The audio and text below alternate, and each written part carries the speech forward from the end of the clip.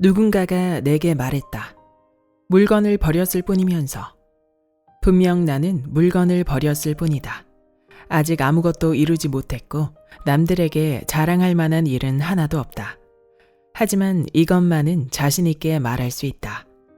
물건을 줄인 후 나는 매일 행복을 느낀다. 행복이 무엇인지를 조금씩 알아가고 있다. 안녕하세요. 따뜻한 책 한 잔입니다. 오늘 여러분에게 읽어드릴 책은 나는 단순하게 살기로 했다. 지은이 사사키 후미오, 옮기니 김윤경, 발행 비즈니스 북스, 발행일 2015년 12월 10일입니다. 버릴수록 행복하다. 집에 있는 옷장이나 책상 서랍에서 자주 꺼내 입는 옷, 효과적으로 활용하는 물건은 얼마나 될까요? 우리가 소유한 물건 중 실제로 사용하는 건 채 20%도 되지 않는다고 합니다. 이 책의 저자 또한 10여 년간 작은 집안에 침대와 소파, 책상과 책, CD, 앤티크 카메라 등 온갖 물건들을 쌓아두고서 그것이 가치이자 행복으로 믿은 사람이었습니다. 하지만 지금은 필요한 물건을 최소한으로 줄이며 사는 미니멀리스트가 되었고 물건을 줄일수록 행복해진다는 사실을 깨달았습니다. 저자는 물건을 하나씩 버리며 얻은 만족의 과정을 이 책에 고스란히 담아냈습니다. 이 책에 따르면 물건을 줄이면 현재를 긍정적으로 인식하게 됩니다. 그리고 인생에 있어서 가장 소중한 것이 무엇인지를 깨닫게 됩니다. 미니멀 라이프의 목적은 단순히 물건을 줄이는 데 있는 것이 아니라 인생 자체를 새롭게 바꾸라는 의미라는 것을 확실하게 알 수 있을 것입니다. 그럼 지금부터 본문 일부를 낭독해 드리겠습니다. 누구나 처음에는 미니멀리스트였다. 소유할수록 잃어버리는 것들. 세상에 태어나면서 손에 뭔가를 쥐고 나온 사람은 단 한 명도 없다. 태어났을 때 우리는 누구나 미니멀리스트였다. 그러나 자라면서 필요한 것 이상의 물건을 꽉 움켜쥘 때마다 우리는 그만큼의 자유를 빼앗긴다. 나 자신의 가치는 갖고 있는 물건의 합계가 아니다. 물건으로 행복해지는 건 아주 잠깐 동안일 뿐이다. 필요 이상으로 많은 물건은 에너지와 시간은 물론 결국에는 모든 것을 빼앗아 간다. 이런 사실을 느끼기 시작한 사람들이 바로 미니멀리스트다. 소유한 물건을 줄인 미니멀리스트가 날마다 느끼는 상쾌함은 설령 지금 물건에 둘러싸여 사는 사람이라도 상상은 할 수 있을 것이다. 물건을 줄였을 때 느끼는 홀가분한 기분은 누구나 경험한 적이 있을 테니까 말이다. 최소의 삶이 가져온 기적. 물건을 최소한으로 줄이고 난 후 나의 하루는 완전히 달라졌다. 일을 마치고 집에 돌아오면 욕실에 들어가 목욕을 한다. 여기까지는 똑같다. 하지만 욕조는 반짝반짝하고 깨진 세면대는 말끔히 수리된 상태다. 욕실에서 나오면 마음에 드는 평상복으로 갈아입는다. 그러고 나면 예전처럼 텔레비전을 보지 않고 책을 읽거나 글을 쓴다. 그리고 술도 마시지 않는다. 물건이 없는 확 트인 공간에서 느긋하게 스트레칭을 하고 잠자리에 든다. 아침에는 따사로운 햇살에 눈을 뜬다. 알람은 맞춰놓지 않는다. 물건이 없는 방의 하얀 벽지에 아침 햇살이 반사돼 방이며 거실이 무척이나 밝다. 미적거리며 억지로 일어나곤 했던 아침이 이제는 무척 상쾌하다. 여유롭게 아침 식사를 하고 모카포트로 내린 커피를 마신다. 아침 식사에 사용한 식기는 바로 설거지한다. 설거지를 마치면 좌선 자세로 앉아 명상을 한다. 쓸데없는 일에 정신이 분산되지 않고 한 곳에 집중되는 것을 느낄 수 있다. 매일 청소기를 돌린다. 이불을 정리하고 날씨가 좋으면 세탁을 한다. 착착 개켜둔 옷을 꺼내 갈아입고 집을 나선다. 사계절의 변화를 느끼면서 가는 출근길은 늘 즐겁다. 나 자신조차도 같은 사람의 하루라고는 도저히 생각하기 어렵다. 어쨌거나 물건을 버리길 정말 잘했다. 물건에 대한 집착이 낳은 불행의 악순환. 미니멀리스트가 된 계기는 사람마다 다를 것이다. 주변 사람이 물건으로 인해 생활이 망가지는 것을 지켜본 사람, 돈이 많아 물건을 마구 사들였지만 전혀 행복하지 않은 사람. 이사가 잦아 차츰 짐을 줄인 사람. 우울증에서 벗어나고자 애쓰는 사람. 원래 물건에 집착하지 않는 사람. 지진이나 사고로 가치관이 바뀐 사람 등 계기는 다양하다. 나는 전형적인 지저분한 방 출신이다. 더러운 방에서 반동으로 생겨난 미니멀리스트라고 할까? 예전에 나는 물건을 절대 버리지 못하는 사람이었다. 물건을 너무 좋아하다 못해 집착하는 편이었다. 그리고 나와 관련된 어떤 물건에도 남다른 애정을 느꼈다. 심지어 직장에서 누군가 내 앞으로 전화가 왔었다고 남겨놓은 메모지조차도 그 사람이 나를 위해 시간을 들여 적어주었다고 생각하면 차마 버릴 수 없었다. 나는 그런 사람이었다. 17년 전 본가가 있는 가가와현에서 도쿄로 올라와 혼자 살기 시작했을 때 내 방에는 필요한 물건 외에 아무것도 없었다. 하지만 무엇 하나 선뜻 버리지 못하는 성격 탓에 세월이 흐르면서 물건은 점점 늘어났다. 그리고 나는 사진 찍기를 좋아했다. 무엇이든지 추억이 될 만한 것은 모두 사진으로 남겨놓고 싶었다. 모든 순간을 보존해 두고 싶었기 때문이다. 다 읽은 책도 마찬가지다. 내가 읽은 책은 나 자신의 일부로 느껴져 버리고 싶지 않았다. 흥미롭게 본 영화나 좋은 음악이 있으면 다른 사람에게도 보여주고 들려주고 싶어서 반드시 소장하곤 했다. 그 밖에도 언젠가 시간이 되면 꼭 해보고 싶은 취미가 참 많았다. 물건이 늘어날 수밖에 없었고 버리지도 못했다. 아까워. 비싸게 주고 샀는데. 아직 사용할 수 있어. 나중에 쓸 일이 생길지도 몰라. 사놓고 쓰지 않은 나 자신을 인정하고 싶지 않아. 온갖 이유를 들먹이며 버리지 못했고 물건은 쌓여만 갔다. 지금과는 정반대의 사고방식이다. 나는 맥시멀리스트, 즉 최대주의자였다. 일단 무엇이든 보관했다. 물건을 살 때는 가급적 고품질의 고성능이어야 했고 크고 묵직한 제품을 선호했다. 그렇게 늘어난 물건에 휘둘려 에너지를 소진했다. 모처럼 사들인 물건을 제대로 활용하지 못한다는 생각에 늘 자책하기만 했다. 물건이 아무리 많아도 내게 없는 물건만 눈에 들어왔고 나도 모르게 다른 사람을 시샘했다. 너무나 많아져 버린 물건들을 버리지 못하고 변명만 늘어놓다가 자기 혐오에 빠지는 악순환을 반복했다. 그러던 내가 물건을 버리면서 달라지기 시작했다. 물건이 지나치게 많으면 확실히 문제가 생기는 부분이 있다. 만일 예전의 나처럼 불만투성이에 불행하다고 느낀다면 물건을 줄여보라. 반드시 뭔가가 바뀔 것이다. 유전이나 환경 탓이 아니다. 성격이나 과거의 트라우마 때문도 아니다. 지나치게 많이 소유한 물건이 당신을 무너뜨리고 있다. 소중한 것을 위해 줄이는 사람, 미니멀리스트. 미니멀리스트를 간단히 정의하면 물건을 최소한으로 줄이는 사람이다. 그렇다면 얼마나 물건을 줄여야 미니멀리스트라고 할 수 있을까? 물론 구체적으로 기준을 정해도 그 기준에서 벗어나는 예가 있기 마련이다. 그래도 정의를 내린다면 내가 생각하는 미니멀리스트는 이런 사람이다. 자신에게 정말 필요한 것이 무엇인지 아는 사람. 소중한 것을 위해 줄이는 사람. 만일 소유한 물건이 100개가 넘으면 미니멀리스트가 아니고 100개 이하로 줄이면 미니멀리스트일까? 집에 텔레비전이 있으면 미니멀리스트가 아니고 여행 가방 하나에 전부 넣을 수 있을 정도로 소유한 물건이 적으면 미니멀리스트일까? 그렇지 않다. 미니멀리스트가 되는데 따로 정해진 규칙은 없다. 요즘은 다양한 주거 생활을 시도하는 사람들이 있다. 직접 만든 발포스티롤 집을 메고 걸어다니며 이동 생활을 하는 무라카미 사토시나 집 없이 토트백 하나로 이동 생활을 하는 사카스메 게이고처럼 살아야 미니멀리스트인 걸까? 제대로 된 집에서 사는 사람은 미니멀리스트가 아닐까? 내가 생각하는 미니멀리스트는 자신에게 정말로 필요한 물건이 무엇인지 알고 있는 사람이다.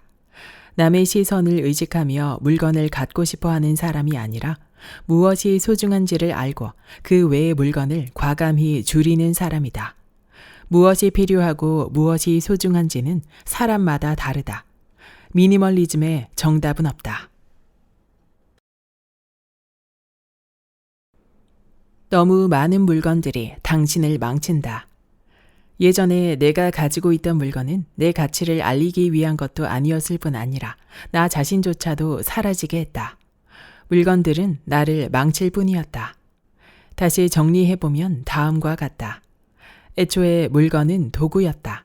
석기나 토기처럼 본래의 기능을 위해 사용되었다. 처음에는 정말 필요한 물건밖에 없었다. 오랜 세월이 지나 인간 사회가 전반적으로 풍족해지면서 어느새 물건은 다른 목적으로 사용되기 시작했다. 즉, 자신의 가치를 확인하려는 내면의 깊은 욕구를 충족시키기 위한 목적이었다.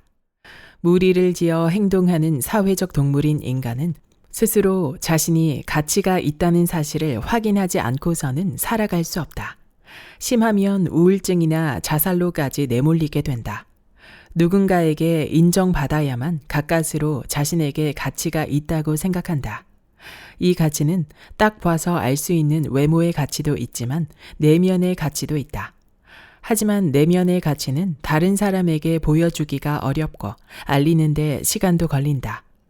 누구나 보면 알 수 있는 물건을 통해 내면의 가치를 전달하는 편이 쉽고 빠르다. 하지만 물건으로 가치를 전달하는 데 집중하다 보면 넘쳐나는 물건에 얽매이게 된다. 자신의 가치를 알리는 물건이 어느새 자기 자신이 되어버리고 물건은 계속 늘어난다. 물건을 늘리면 자신의 가치가 올라가는 것처럼 느껴지기 때문이다. 이런 식으로 늘어난 물건은 거꾸로 자신을 공격해온다. 시간도 에너지도 물건에 빼앗기고 예전에는 도구였던 물건이 자신의 주인이 된다. 이쯤 되면 이미 물건은 자신의 가치를 전달하기 위한 수단이 아니라 자신을 망치는 존재다. 자신을 망칠 정도로 늘어난 물건, 에너지와 시간을 빨아들이는 괴물이 된 물건, 도구가 아니라 주인 행세를 하는 물건, 악착같이 일해서 평생을 바치게 하는 물건, 물건을 둘러싸고 사람들이 다투는 이상한 현상마저 일어난다. 사실 물건 자체는 좋다고도 나쁘다고도 할 수 없다. 물건의 가치가 자신과 동등해지고 심지어는 자신의 주인이 되어버리는 현상에 대해 한번 되짚어볼 필요가 있다. 물건은 당연히 내가 아니며 내 주인도 아니다.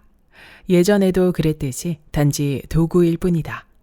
누군가의 시선을 위해 존재하는 물건이 아닌 자기에게 필요한 물건만 소유하는 것이 이런 현상을 막는 길이다. 인생이 가벼워지는 비움의 기술. 잃는 게 아니라 얻는 것이다. 버리면 그저 물건을 잃는 것이라는 생각에 손해를 보는 기분이 든다. 이런 기분에도 이별을 고하자. 버림으로써 얻을 수 있는 것은 의외로 많다. 시간, 공간, 수월해진 청소, 자유, 에너지 등. 자세한 내용은 다음 장에서 설명하겠지만 버림으로써 얻는 것들은 정말로 무한하다. 버릴 때는 버리는 물건만 생각하지 말고 그 덕분에 얻을 수 있는 장점에 눈을 돌리자. 지금부터 버리려고 하는 물건은 확실히 신경이 쓰인다. 눈에 보이기 때문이다. 하지만 버려서 얻는 것은 눈에 보이지 않아서 의식하기 어렵다. 눈에 보이진 않지만 버림으로써 얻는 것들은 지금 잃는 것보다 훨씬 많다는 사실을 기억하자. 버릴 때는 잃는 물건보다 얻는 것에 더 집중하라. 지금 당장 버려라. 지금 하고 있는 일이 끝나고 시간이 생기면 그때 버리자. 언젠가 안정되면 그때 버리자. 이렇게 생각하는 사람들이 많다. 하지만 안타깝게도 물건으로 괴로워하는 한 그때는 영원히 오지 않는다. 안정돼야 버릴 수 있는 게 아니라 버려야 안정된다. 시간이 있어야 버릴 수 있는 게 아니라 버리면 시간이 생긴다. 그러므로 지금 당장 버려야 한다. 버리는 것이 최우선 과제다. 버리는 것은 기술이지만 기술을 모두 완벽하게 습득한 다음에 버려야 하는 건 아니다. 이 책을 읽고 난 다음에 버려야 하는 것도 아니다. 버리면서 책을 읽고 버리면서 기술을 익히는 것이 가장 좋다. 바로 지금 이 책을 덮고 당장 쓰레기 봉투를 사러 가도 좋다. 지금 버리지 않으면 버릴 수 없다. 안정된 후 시간이 생겼을 때 버리겠다는 마음이라면 영원히 버리지 못한다. 버리는 것이 모든 일의 시작이기 때문이다. 1년간 사용하지 않은 물건은 버려라. 사용하지 않는 물건은 버린다. 이는 물건을 줄이기 위한 철칙이다. 그리고 사용할 예정이 없는 물건도 버려라. 올해 겨울에도 반드시 사용할 담요를 버릴 필요는 없다. 매년 입고 있는 다운 재킷을 버릴 필요도 없다. 내년 여름에 입을 수영복 또한 버리지 않아도 된다. 하지만 1년 4계절 동안 사용하지 않았던 물건은 앞으로도 필요 없는 물건이다. 1년 동안 사용하지 않고도 지낼 수 있었던 물건은 내년에도 그 물건 없이 아무런 문제 없이 지낼 수 있다. 1년에 한 번도 쓸 일이 없는 물건을 곁에 둘 필요는 없다. 다만 재해에 대비한 비상용 장비만은 예외다. 먼지는 몇 번씩 쓸고 닦아도 또 쌓이는 귀찮은 존재지만 버려야 할 물건을 알려주는 신호이기도 하다. 물건에 먼지가 쌓여 있다면 분명 오랫동안 사용하지 않았다는 증거다. 1년 이상 사용하지 않은 물건은 내년에도 후년에도 계속 사용하지 않을 것이다. 3년에 한 번이나 사용할까 말까 하는 물건이라면 필요할 때마다 빌려서 쓰면 된다. 사용하지 않는 물건을 유지하고 관리하는데 돈과 에너지를 헛되이 낭비하지 말자. 버리기 힘든 물건은 사진으로 남겨라. 이 아이디어가 내게 얼마나 큰 도움이 되었는지 모른다. 그냥 버리면 눈물이 날 정도로 아쉬워서 지금도 버리는 물건은 꼬박꼬박 사진을 찍어 남기고 있다. 얼마 전에는 손톱깎이를 사진으로 찍어 놓은 뒤 버렸다. 사실 버리기 힘든 것은 물건 자체의 가치가 아니라 물건에 얽혀있는 추억이다. 물건을 버리는 것과 물건에 얽힌 추억을 버리는 것은 완전히 별개다. 그 사실을 알면서도 좀처럼 버릴 수 없는 것이 사람의 정이다. 하지만 추억은 사진에 의지하면 금세 되살릴 수 있다. 아이가 학교에서 만든 작품이나 여행지에서 사온 기념품, 누군가에게 받은 선물 등 버리기 힘든 물건은 사진으로 찍어 놓으면 버리기가 훨씬 수월하다. 그런데 경험상 그 사진을 다시 들여다보는 일은 거의 없다. 내가 버린 물건의 사진은 수천 장이나 되지만 그 사진 역시 없애도 괜찮을 듯하다. 자꾸 버리다 보면 과거보다는 지금이 보이기 시작한다. 사진을 찍지 않고도 버릴 수 있는 날이 올 때까지 일단 사진을 계속 찍는 것도 좋은 방법이다. 여분을 비축해 두지 마라. 두루마리 화장지나 티슈 등 일용품이 떨어질 때마다 사러 가기가 영 번거로워 한꺼번에 잔뜩 사서 쟁여두는가? 혹은 가격이 싸니까 사재기를 하는가? 이런 습관은 오늘로 작별하자. 여분으로 사둔 물건은 그만큼 여분의 공간을 필요로 한다. 수납 공간이 필요해지는 것이다. 또 물건을 많이 쌓아두면 재고량을 파악하기 어렵다. 면봉 사둔 게 있던가? 싸니까 많이 사둘까? 이렇게 생각하고 사서 집으로 돌아왔는데 어지간한 약국 못지않게 비축해 놓은 면봉을 발견한다. 처음에는 예비품을 한 개만 두자. 한 개를 다 쓰면 또 한 개를 비축한다. 그 다음에는 미리 비축해 두지 않는다. 다 쓰고 나서 사러 가면 된다.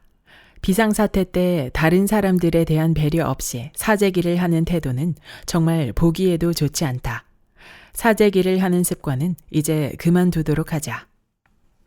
선물로 받은 물건을 버리거나 세상을 떠난 사람의 물건을 버리거나 다 사용하지 못해 아까운 물건을 버릴 때 잊지 말아야 할 것은 감사하는 마음이다.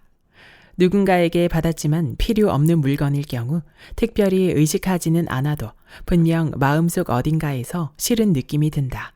어렴풋이 싫다고 느끼면서 그래도 계속 갖고 있는 것은 상대에게도 예의가 아니며 당신의 마음도 상하게 한다. 버릴 때는 감사하는 마음으로 버려라. 물건을 만들어준 사람에게, 선물해준 사람에게 고마운 마음을 가득 담아 버린다. 싫다는 감정과 함께 계속 갖고 있기보다는 감사의 마음과 함께 처분하는 편이 훨씬 아름답다. 버릴 때 들었던 감사한 마음은 물건 자체가 없어져도 마음속에 강하게 남아있다. 그렇게 해서 남은 물건이야말로 정말 소중한 물건일 것이다. 사복을 제복화하라.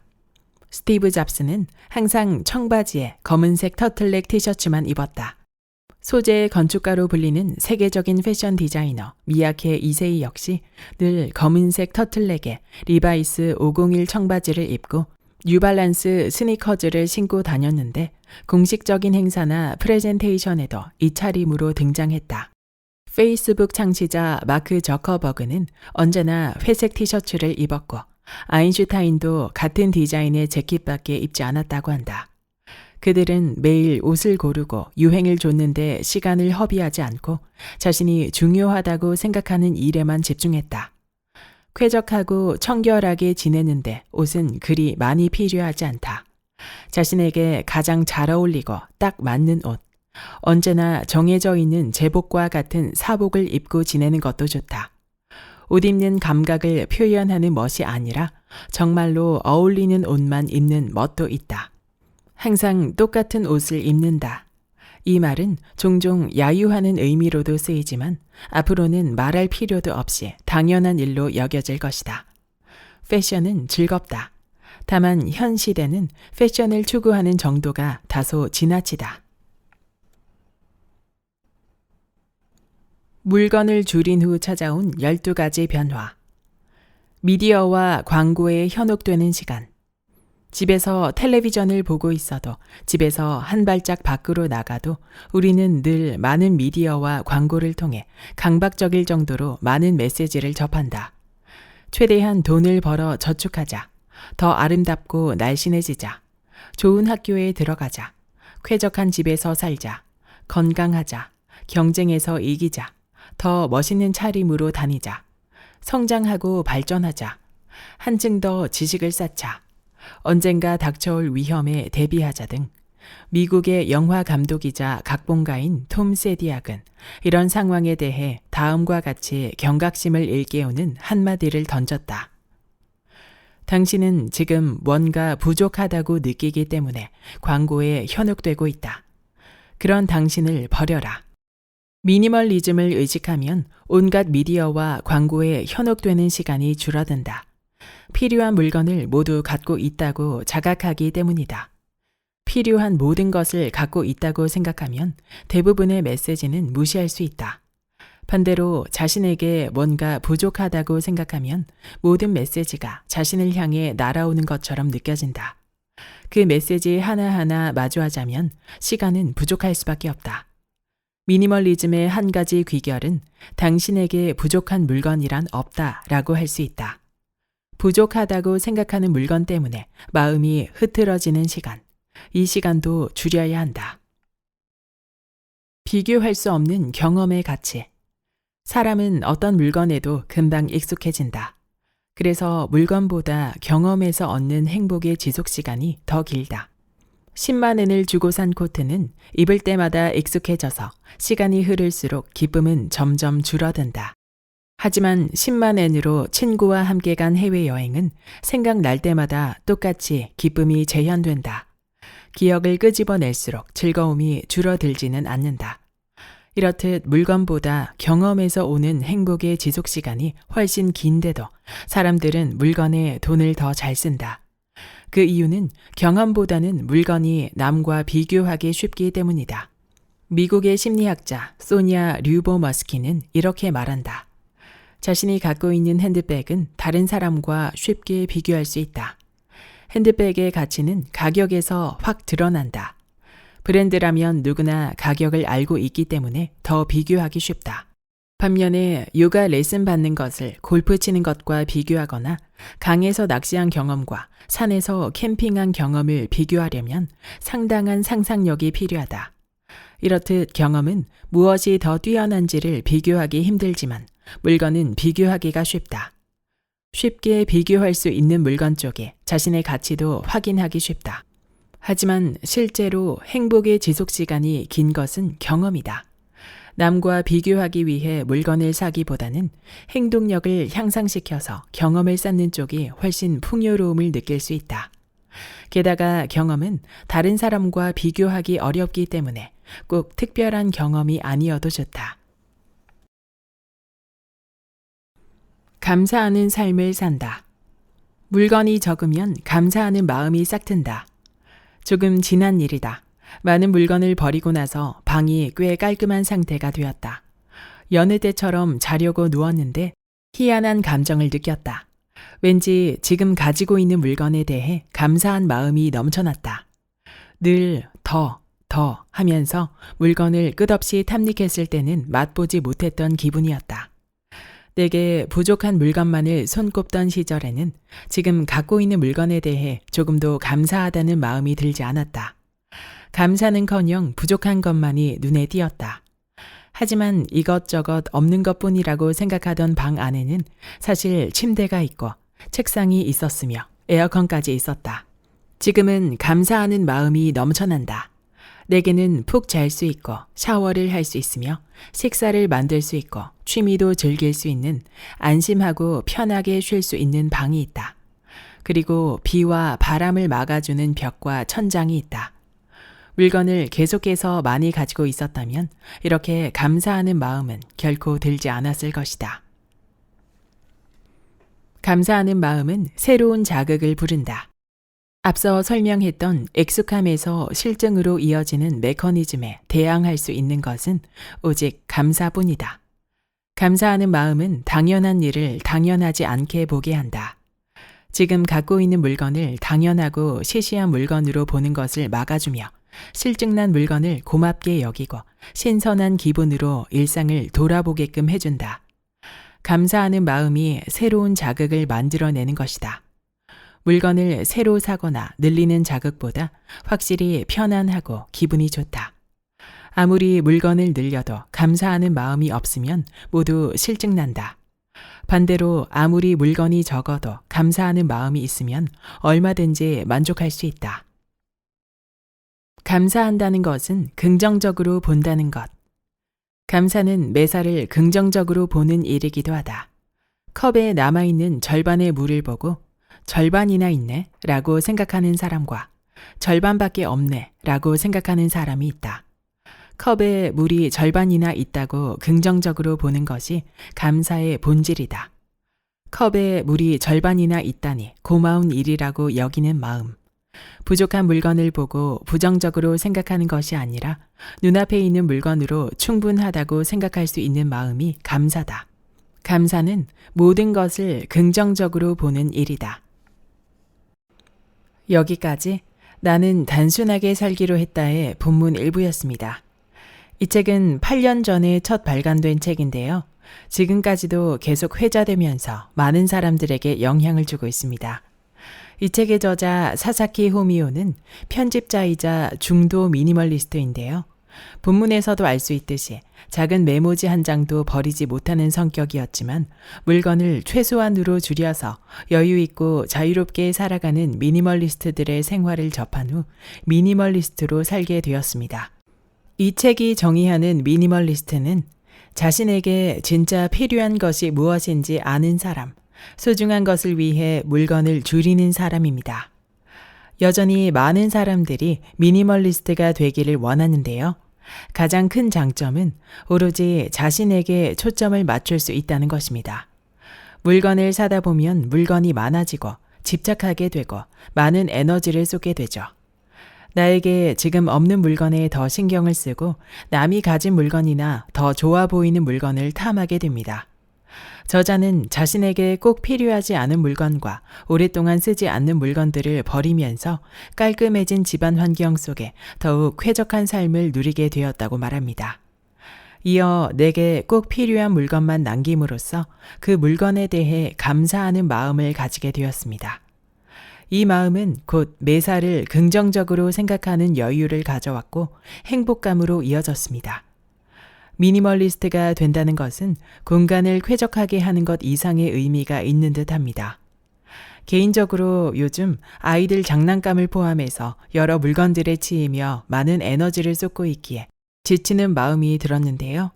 이 책을 읽으면서 꼭 필요한 물건만을 남기고 정리했을 때의 나비 효과를 실감할 수 있었습니다. 저도 지금 당장 실천하려 합니다. 소중한 것에 집중하는 힘, 버리는 것부터 시작해 보면 어떨까요? 구독과 좋아요와 댓글은 큰 힘이 됩니다. 다음 영상에서 만나요.